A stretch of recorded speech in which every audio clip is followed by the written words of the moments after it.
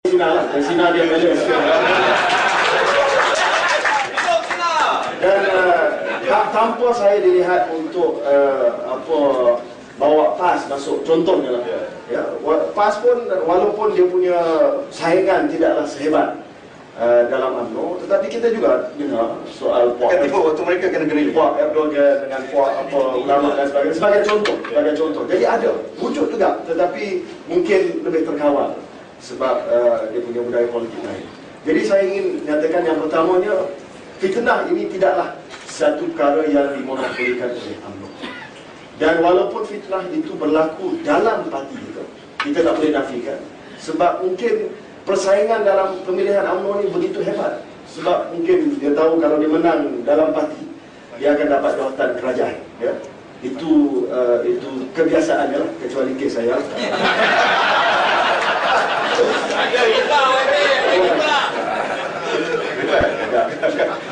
Dan secara umum ya, seperti mana yang saya sebutkan dalam jawapan pertama saya tadi, kita kena cari jalan bagaimana kita nak kurangkan perkara ini. Ya.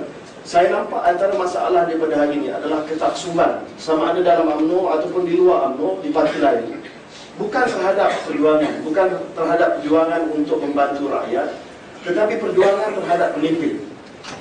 Banyak fitnah yang diterima adalah daripada pihak lawan, penyokong pemimpin lain.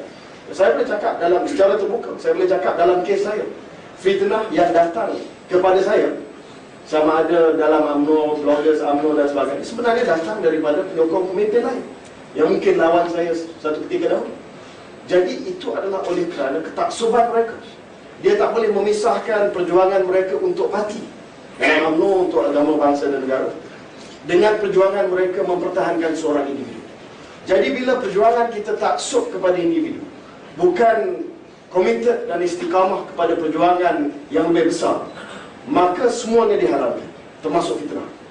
Dan saya melihat kita kena keluar daripada kepompong tersebut, sama ada dalam UMNO ataupun bukan dalam UMNO. Yang keduanya, budaya politik kita, ya, minta maaf pada panel yang lain, budaya politik kita terlalu bergantung kepada fitnah. Dan minta maaf nak cakap, rakyat kita juga terlalu mudah untuk memakan fitnah. Seperti mana yang Dr. Asri kata tadi, dia memang tak cek, dia tidak rujuk, dia tidak kaji apa yang dia dengar. Dia hanya buat keputusan berdasarkan kepada bias dan prejudice mereka sendiri.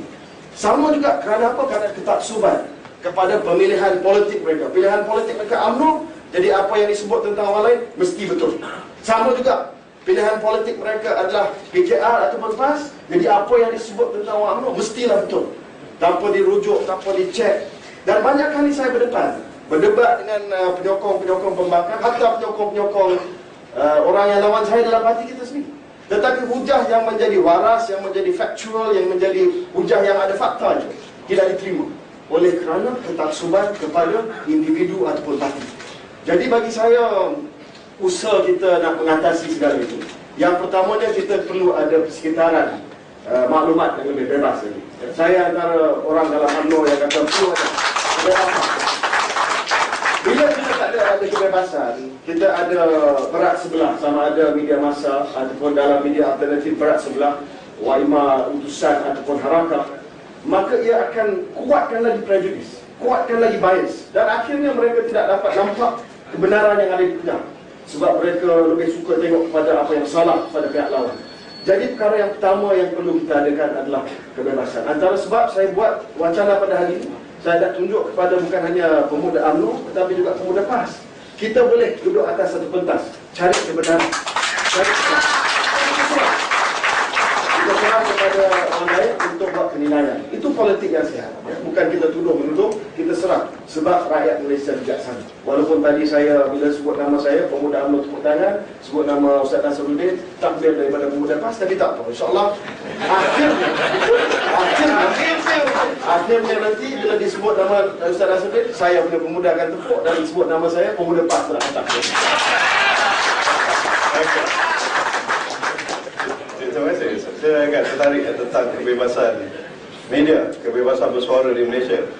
YB agak konsisten pada awal. Saya ucapkan tahniah lah, dan benda ini perlu diteruskan.